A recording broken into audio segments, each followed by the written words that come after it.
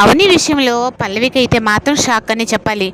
భరత్‌ని, అలాగే ప్రణతిని, రాజేశ్వరిని ఎవ్వరిని ఇంకా ఆరాధ్య పుట్టినరోజుకి రానీయకుండా చేస్తానని పల్లవి అవని అయితే శపథం కాస్తుంది. కానీ అందరూ వస్తారు అని చెప్పనని ఇంకా అవని కూడా చెప్తుంది. ఇంకా రాజేశ్వరి ఇంటికి అయితే వెళ్ళి, నువ్వు కానీ ఇప్పుడు నా తమ్ముడిని అలాగే ప్రణతిని తీసుకొని రాలేదు అంటే పల్లవి నీ కూతురు కాదు అన్న విషయాన్ని నేను అందరి ముందు బయట పెట్టేస్తాను. భరత్‌కు కూడా అలాగే మీనాకి మా అమ్మకి కానీ తెలిసింది అంటే ఇంకా పల్లవి నీ కూతురుగా ఇంకా ఉండదు అని చెప్పి అనేటప్పటికి, ఎంతైనా తను కనకపోయినా చాకిన కూతురు కదా, అందుకని ఇంకా పల్లవి విషయంలో ఒక మెట్టు తగ్గుతుంది రాజేశ్వరి.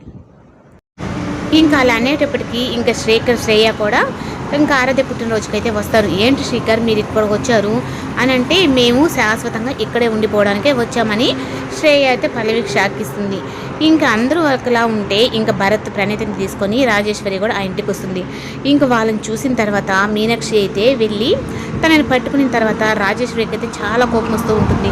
ఇంకా రాజేశ్వరిని నువ్వు పక్కకు జరుగు అని చెప్పని అంటూ ఉంటే ఇంకా భరత్ అయితే తనే మా అమ్మ అని చెప్పి అన్నట్టుగా అని అంటాడు. మీరు నన్ను కన్న తల్లి అయినా కానీ నాకు ప్రేమను పంచింది మాత్రం, నన్ను ఇన్ని రోజులు చాకింది కూడా తనేను అని చెప్పని అనేటప్పటికీ ఇంకా రాజేశ్వరికి అయితే భరత్ విషయంలో అసలు ఏం మాట్లాడాలా, నేను ఇంత మంచిగా చూసుకున్నా ఇంత చేసినా తన పెంచిన తల్లిని దగ్గరకు పోతున్నాడు అంటే ఈ కన్న తల్లి తనకి ఇష్టం లేదా అన్నట్టుగా రాజేశ్వరి బాధపడుతుంది.